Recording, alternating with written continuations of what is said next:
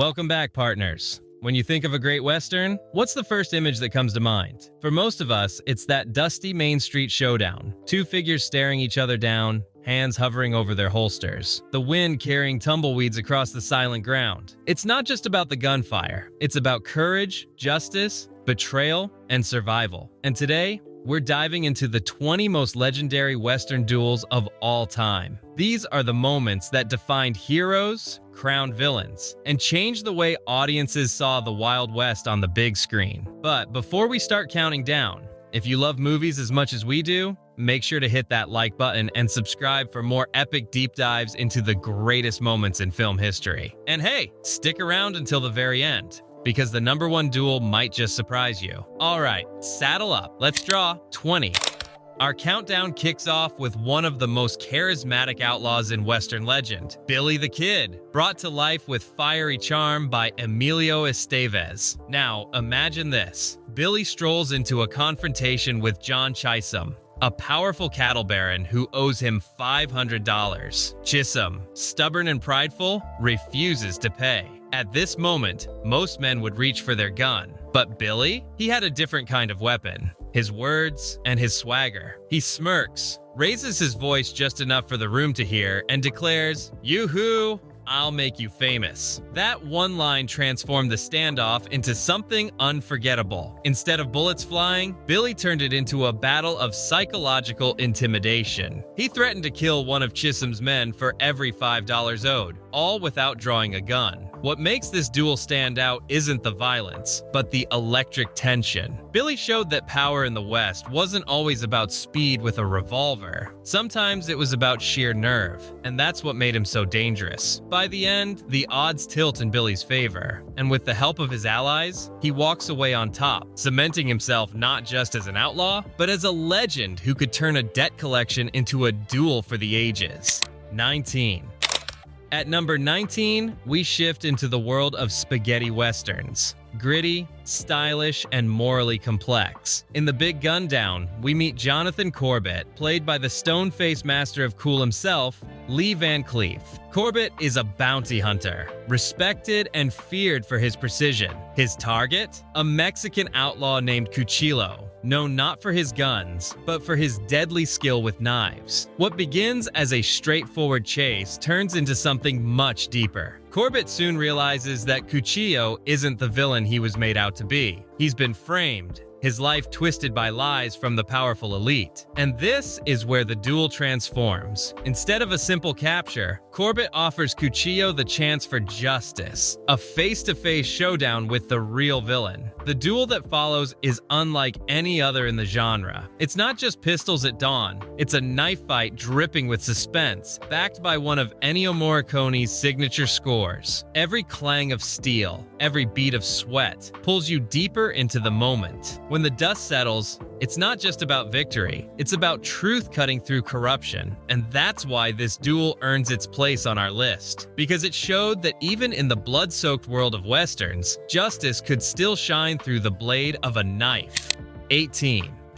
By the mid-80s, westerns were no longer dominating theaters. But Silverado came riding in like a breath of fresh desert air. Directed by Lawrence Kasdan, it captured the spirit of the classic Western while injecting new energy for a modern audience. At the heart of this story lies the duel between Podden, played by Kevin Kline, and the corrupt Sheriff Cobb, brought to life with delicious villainy by Brian Dennehy. The showdown happens the way every great Western fan dreams it should. On a dusty, abandoned Main Street. Tumbleweeds roll by, boots crunch on gravel, and the silence is heavy enough to make the audience hold their breath. What makes this duel so unforgettable isn't just the gunfire, it's the ritual of it. The way the two men exchange almost respectful farewells, as if they know destiny has dragged them to this moment. It's a duel that honors the past, staged like a tribute to the golden age westerns of the 1950s, yet filmed with the sweeping cinematic style of the 1980s. When the bullets finally fly,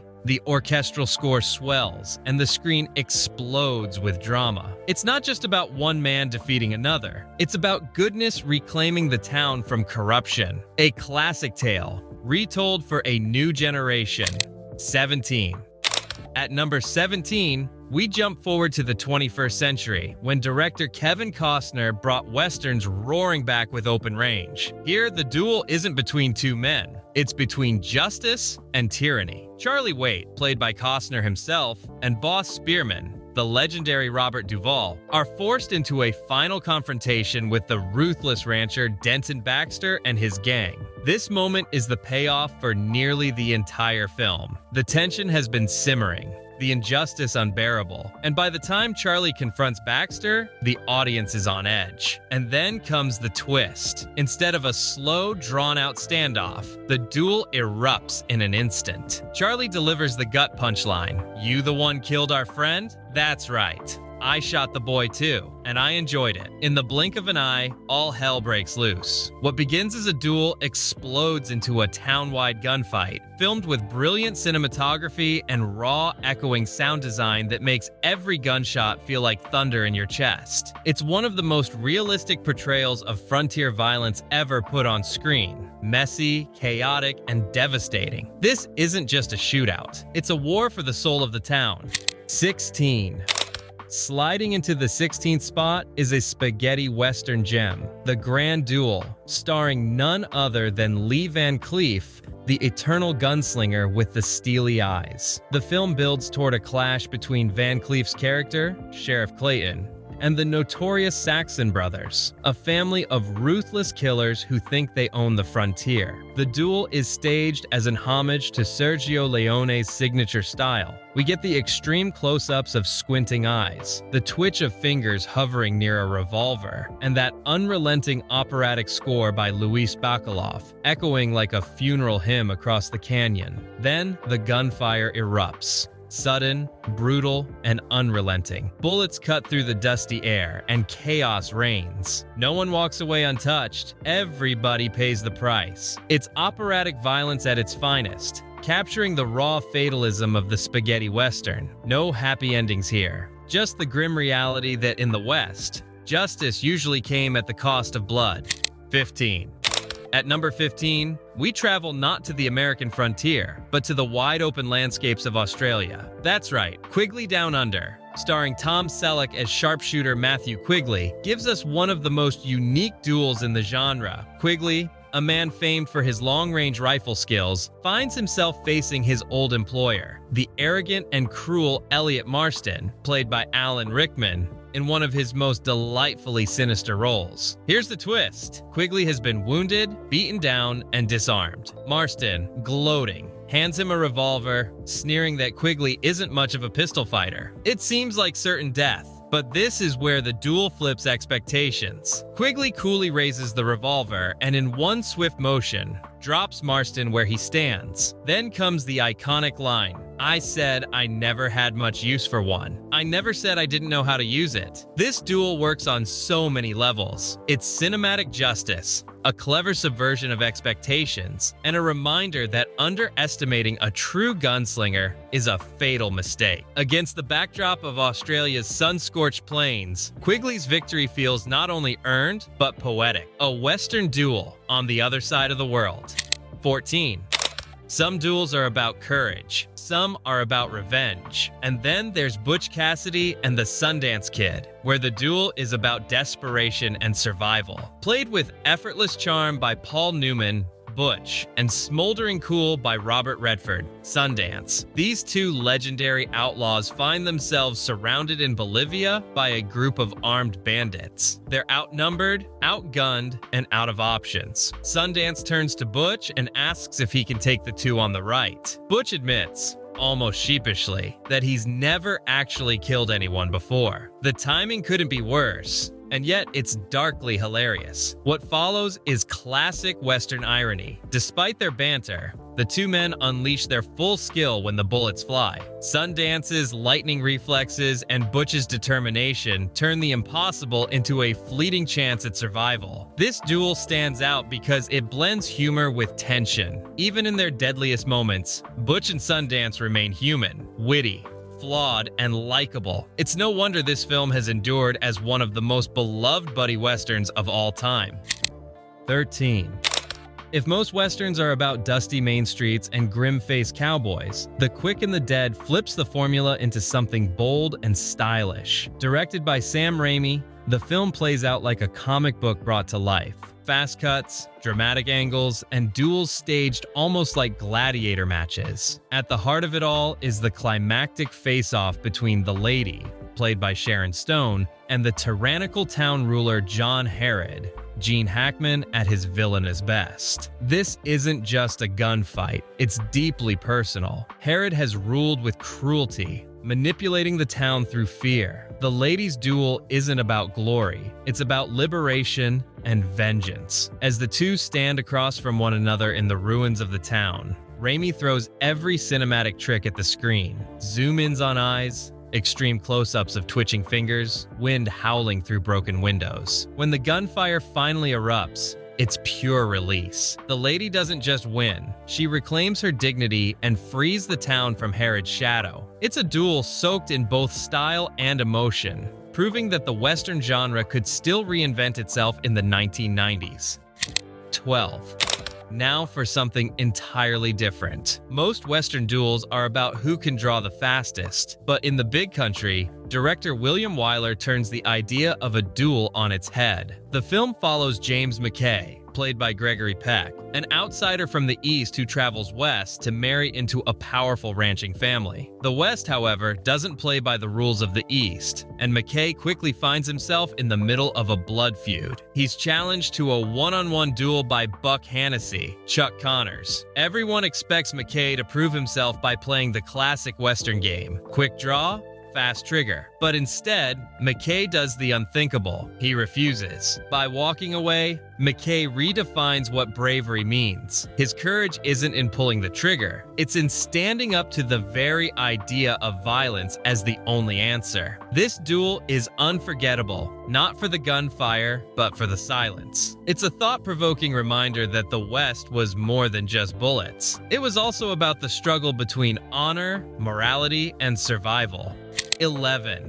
We've all seen the arrogant gunman who talks too much, puffing out his chest and daring someone to challenge him. And in The Magnificent Seven, that role gets cut down to size by Britt, played by the effortlessly cool James Coburn. Early in the film, Britt faces a brash challenger who wants to prove he's tougher. The scene plays almost like a dance. The challenger pushes, Britt stays calm, silent, collected. The tension grows. Finally, Britt draws, not with a gun, but with his knife. In a flash of movement so fast the eye can barely follow, the challenger realizes he's outmatched. This duel does more than entertain. It instantly establishes Britt as one of the deadliest and most respected members of the Seven. Without firing a single bullet, he proves that his reflexes, precision, and cold confidence are second to none. It's short, it's sharp, and it's iconic. Sometimes the smallest duel can leave the biggest impression. 10. Sliding into number 10, we head into the gritty, mud-soaked world of Django, a spaghetti western so raw and violent it shocked audiences in the 1960s. Played by Franco Nero, Django isn't your polished Hollywood cowboy. He's a broken man dragging a coffin through the dirt, a symbol of his haunted past. By the film's climax, Django is battered, injured, and hiding in a desolate graveyard. His enemy? The ruthless Major Jackson, who sees him as nothing more than a crippled animal to toy with. Jackson smirks, firing shots at the helpless gunslinger, mocking him, certain victory is his. And here's where the tension grips the audience. You can almost feel the hopelessness. Every step Django takes looks like it could be his last. But then comes the reversal. With cunning and grit, Django pulls himself together, his coffin hiding the surprise he's been saving all along. In a burst of defiance, he turns the duel on its head, outsmarting and outshooting Jackson, leaving him dead in the dust. It's not just a victory, it's a resurrection. Django proves that no matter how broken you are, if you've got cunning and willpower, you can still rise from the grave and take down your enemies. 9. If there's one Western that stripped away the romance of the genre, it's Unforgiven, directed by and starring Clint Eastwood. This isn't about noble gunfighters. It's about the true cost of violence. In the final act, William Money, a retired outlaw turned reluctant killer, storms into a saloon to confront the sadistic sheriff Little Bill Daggett, played chillingly by Gene Hackman. What makes this duel unforgettable isn't just the bullets, it's the psychology. Money, drenched in rain and rage, announces his intent. "I'm here to kill you, Little Bill." The standoff is messy, chaotic, and brutal. Guns jam, shots miss, and the room erupts in violence that feels far too real. By the end, Money stands as the victor, but he isn't glorified. Instead, the scene leaves a bitter taste, forcing us to question whether justice was ever truly served. This duel works because it dismantles the myth of the clean, heroic gunfight. In Eastwood's world, violence isn't glorious. It's ugly, and it scars everyone who touches it. 8.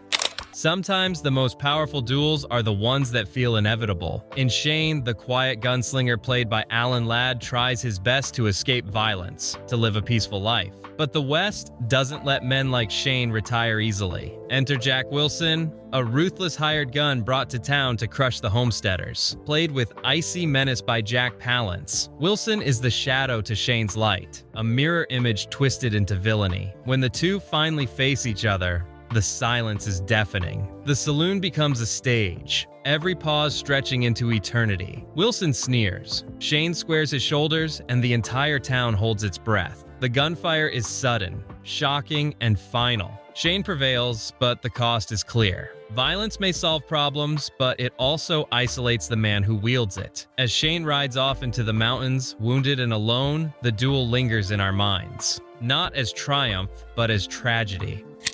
7. Few westerns wrestle with myth and truth as powerfully as The Man Who Shot Liberty Valance. Directed by John Ford, it pairs two giants of cinema, James Stewart as the idealistic lawyer Ransom Stoddard, and Lee Marvin as the vicious outlaw Liberty Valance. The duel between them is one of the most famous in film history. On one side, a man of law who believes in justice through words, not guns. On the other, a merciless killer who only respects violence. The odds seem impossible. Stoddard fumbles with his weapon, terrified, while Valance toys with him, savoring the moment. And then, shockingly, Stoddard fires and Valance falls. The town hails Stoddard as a hero, the man who stood up to tyranny. But the truth, revealed later, is far more complicated. It wasn't Stoddard who killed Valance. It was the rugged cowboy Tom Doniphan, John Wayne, firing from the shadows. This duel endures not just because of its suspense, but because of what it says about history. Sometimes legends are born not from truth, but from the stories we choose to tell. When the legend becomes fact, print the legend. 6.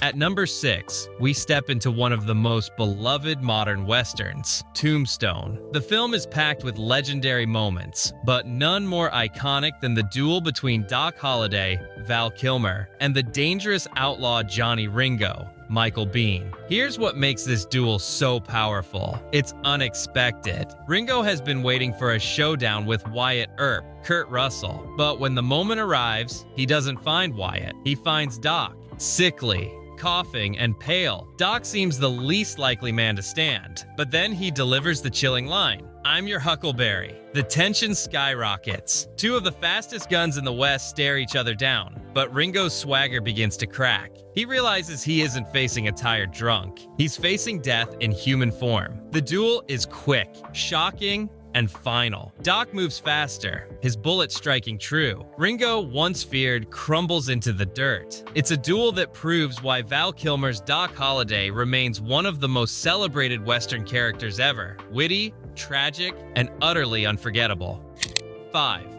Number 5 brings us back to the dusty brilliance of director Sergio Leone, the man who reinvented the Western for a new era. In A Fistful of Dollars, the mysterious stranger known only as Joe, played by Clint Eastwood, faces off against the ruthless Ramon Rojo. The duel is more than just guns. It's a battle of wits and deception. Ramon, confident in his skill, fires shot after shot directly into Joe's chest. But Joe doesn't fall. He keeps walking forward like some unstoppable phantom. The secret? Joe has hidden a steel plate beneath his poncho, turning Ramon's arrogance against him. Each bullet that clangs off the armor builds suspense until finally, Joe reveals the trick. In one swift motion, he draws and ends Ramon's reign of terror. This scene isn't just iconic, it's foundational. It established Eastwood's man-with-no-name persona, the stoic gunslinger who outsmarts his enemies as much as he outshoots them. It also cemented Leone's reputation as a master of tension, silence, and explosive release.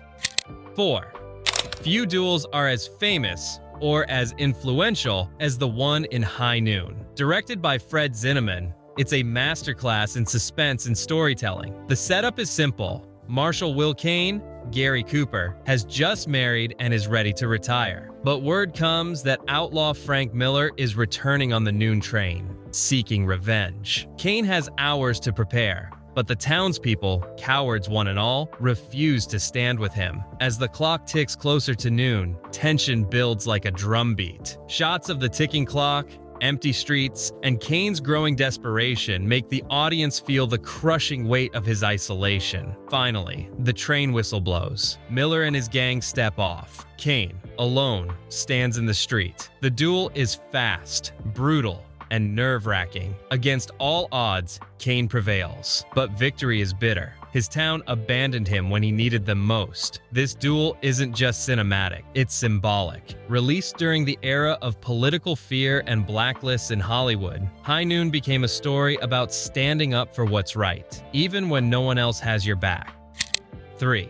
At number 3, we return to Sergio Leone's world of dusty streets, haunted outlaws, and unforgettable duels. And for a few dollars more, the climax builds to a duel between Colonel Douglas Mortimer, Lee Van Cleef, and the sadistic bandit El Indio, Gian Maria Volonté. What makes this duel so unique is its haunting ritual. Indio carries a pocket watch that plays a slow, eerie melody. He always lets the tune finish before drawing his gun, savoring the torment it brings his opponents. As the melody ticks away, the camera closes in, eyes, hands, sweat dripping. Leone stretches the suspense to the breaking point. Then, just as the final note plays, Mortimer draws. But this time, Indio isn't fast enough. Justice comes swift, and Mortimer claims victory. It's not just revenge, it's redemption. Mortimer isn't fighting for glory. He's fighting to avenge his sister, whose death haunts the story. The duel is personal, poetic, and unforgettable. Backed by one of Ennio Morricone's most chilling scores, this duel is a perfect example of how Leone elevated the Western from pulp action into high art. 2.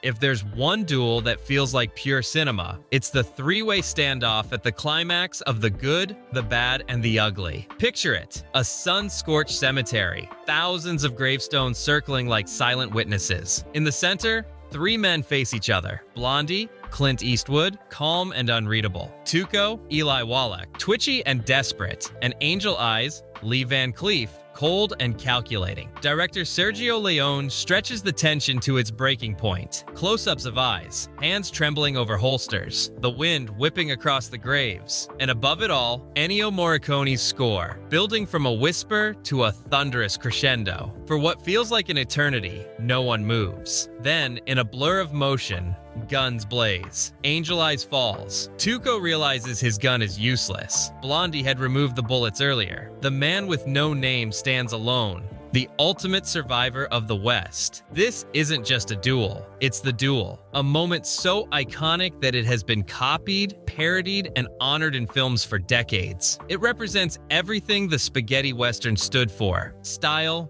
tension, and the mythic dance between life and death. 1. And now, the greatest Western duel of all time. Once Upon a Time in the West, directed by Sergio Leone, isn't just a movie. It's a symphony of the Old West, and its climactic duel is pure cinematic poetry. The players: harmonica, Charles Bronson, a mysterious stranger whose haunting music seems to follow him wherever he goes, and Frank, Henry Fonda, one of the most shocking villains in movie history. The duel takes place at high noon, on a dusty frontier outpost. But instead of rushing, Leone stretches it out, letting the moment breathe. The camera moves slowly, cutting between close-ups, while Morricone's mournful harmonica theme drifts across the silence. Then comes the reveal, the flashback that explains everything. We finally learn why harmonica has hunted Frank. Years earlier, Frank murdered his brother, forcing the young harmonica to literally hold his dying sibling on his shoulders until he suffocated. Harmonica has carried that trauma his entire life,